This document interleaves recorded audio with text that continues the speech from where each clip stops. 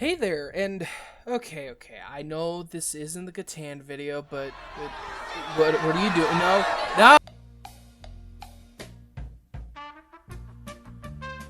Okay, are they gone? Cool. As I was saying, I apologize that this isn't the Catan video. I'm currently rewriting it to ensure that it is the best and most accurate video about the Star Gods. And to give my mind a little break, I think I want to do another rambly style video. I really enjoyed just blabbering about the Iron Hands, and from that view count, you all did too, so why not? But first, I think I'll need an outfit change. One moment.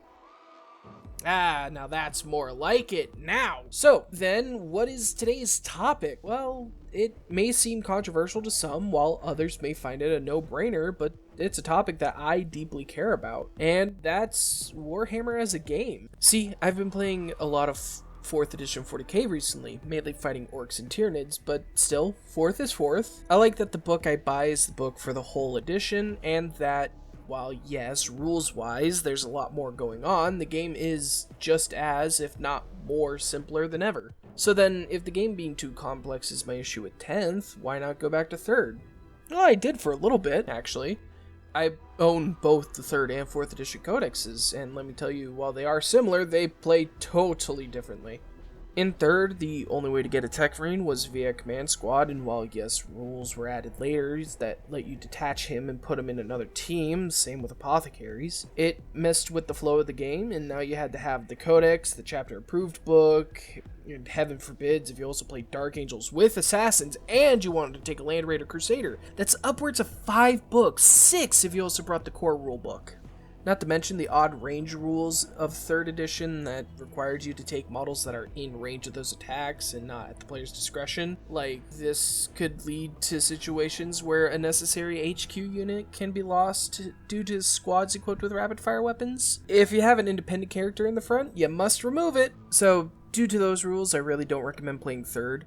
Also, the Space Marine Psyker only had 1 psychic power, and it was just a gun with a lightning bolt on it.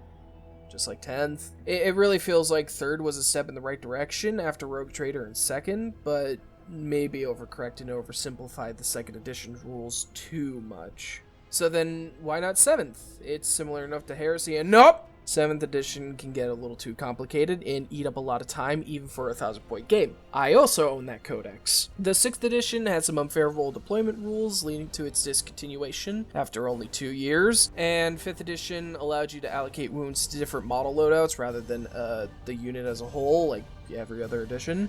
8th and 9th are out because they share a lot of DNA with 10th, and so that really only leaves 4th edition. And let me tell you, 4th edition feels like Warhammer.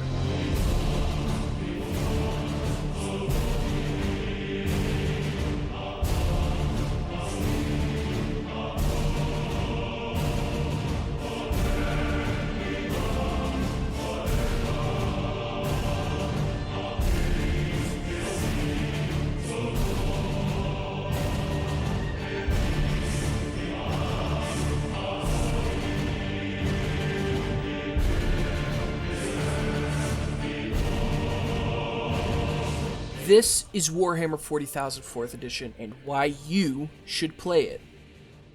Now, with that intro out of the way, as always, a quick shout out to my patrons. Thank you for sticking with me for this long. If you'd like your name to appear at the start of these videos, you could donate to me as little as $1 a month. And with that, back to the video. So, why do I like Warhammer 40,000 4th edition? Well, really, if you played any version of Warhammer at all, then you've played them all, so it's really quick and easy to learn.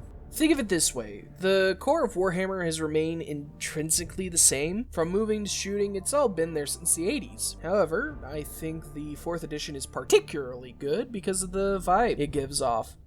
It's not perfectly polished like Modern Edition, nor is it really rough like 1st or 2nd. It's in this nice niche spot where flavor and rules blend, remaining clear while still providing an idea of what the rules actually do. I have a friend who isn't the biggest fan of this, but you can't win everyone. Speaking of vibes, yeah, the vibe of the tabletop actually feels like something that's really happening in the lore. Space Marines, when played right, are really powerful. The Tyranids just send horde after horde, and the orcs are ferocious. And when the armies clash, it just feels right. Sure, some lists can be overpowered, or some units are better than others, but there's always a way to address those issues. If the Space Marine player sends a Land Raider with Terminators after your orcs, then that may open them up to being mulched by knobs. There is always a way to counteract a power player's army, which keeps the game's momentum constantly shifting. It's nice not having to memorize an army rule and then 10 different strategies and then 30 different abilities. Everything else my opponent has along with their strategies. And on Momentum, I love the lack of rerolls. They exist, but they're very rare and only appear in certain cases, like a Space Marine Chaplain with his Litany of Hate, or if you spend the points to give a Psych or Veil of Time, or the points to reroll a single failed roll with Mastercrafted weapons. There's ways to get them. The point is that the game isn't just reroll spam like 10th edition is. Your dice rolls are your dice rolls, and you have to live with them. Whereas with 10th, it's just, my ability can reroll this, then this guy's ability can reroll that, and then I can spend command points to reroll that other roll, and I feel like that just slows the game down and makes the rolling of dice less important, because you can just reroll the result if you didn't like it, which defeats the purpose of dice. Another thing is, I like that the rules are straightforward. For example, models don't have a movement profile. Everything just moves flat 6 inches, with a few exceptions like bikes and vehicles. The idea being that your models are moving in a full march, not slowing down or moving faster. If you move, you can't shoot your rapid fire weapons over 12 inches, and if you don't move, then you can fire your weapons from 24 inches away. But then you still can't charge because your focus is on shooting. It gives an importance to pistols and assault weapons that we just don't see in the modern game. Also, the 4th edition is when 40k found its style.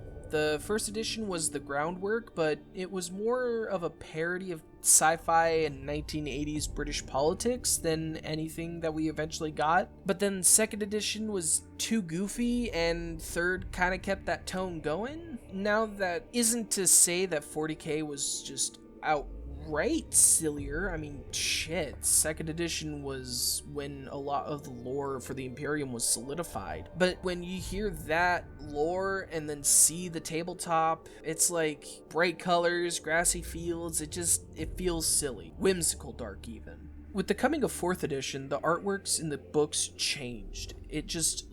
Look at these 2 images of Marneus Calgar. They're both visually striking, but man, that man is having the best shit. That man is just imposing. It's as if you, a simple human, are staring at a wrathful god. And last, after playing 9th edition, 7th, and 3rd, and 4th, I think I finally understand why I don't like modern editions of 40k. And it's not the lack of flavor in the rules, though that is still an issue. It's the watering down of them from a tabletop war game into a tabletop strategy game. What do I mean by that? Are those the same things, you may be asking? And no, they're very much not the same thing. A war game is a simulation of actual war, with a long history dating back to the 1800s, where rich people would reenact the formations and armies of the Napoleonic Wars, starting with simple what-ifs to then making up actual rules, which culminated in the famous Game of War, which you can actually still find and play those quite easily. Those old games, however, weren't what we would consider games today, and are instead more like simulations to train commanders and generals, though I believe it was still made available to the public in some form. Anyway, the point is that a war game simulates a battle. A strategy game focuses purely on the strategy of the players rather than representing a battle. This style of game usually has much simpler rules and will usually give each player additional cards on top to tip the balance in their favor.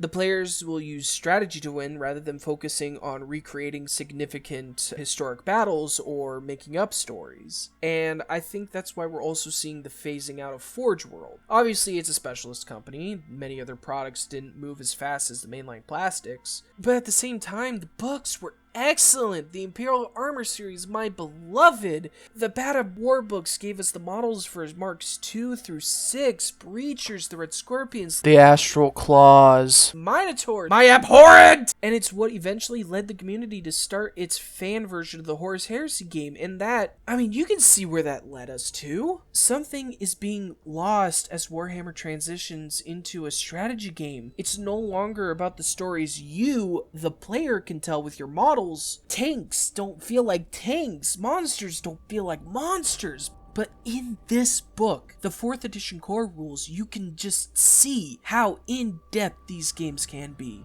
Vehicles have different facings, and if you wanted to use all of their guns, you had to expose all of your different armor sides. Monsters were brutal in combat, ripping and tearing through enemy forces. The armor you wore felt like armor. Orcs had a 6-up save because they didn't wear anything. Space Marines had a 3-up save because they were armed with the best.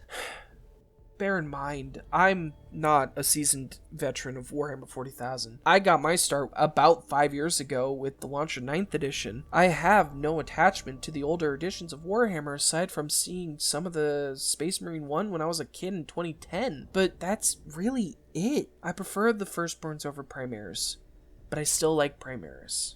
Whatever, I feel like I've rambled enough. I love Warhammer, and I think in its current position, it is the worst it could be for a war game. But if you enjoy 10th edition, more power to you. If you think I'm wrong, then please comment below explaining why. This isn't for engagement, by the way. I feel like sometimes I can have my head up my own ass, which can lead me to thinking, no, I'm right, wah, wah, wah, and getting all grouchy about it.